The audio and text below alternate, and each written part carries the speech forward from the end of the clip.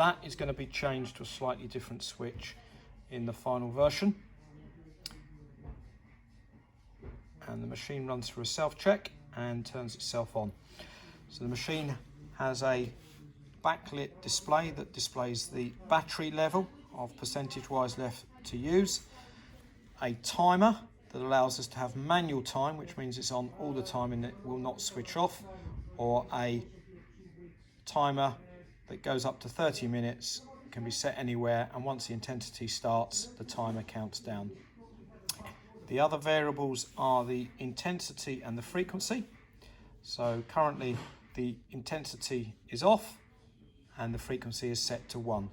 I can vary the frequency to 2, and then I can increase the frequency of the output, which goes up to 200 Hertz if required. But quite easy to get to any individual number you require.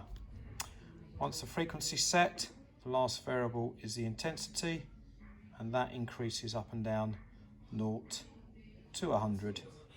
And you can see the indicator light will flash on and off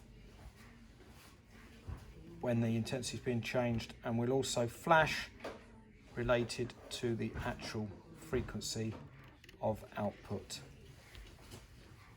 Same on channel 2, variable frequency and variable intensity.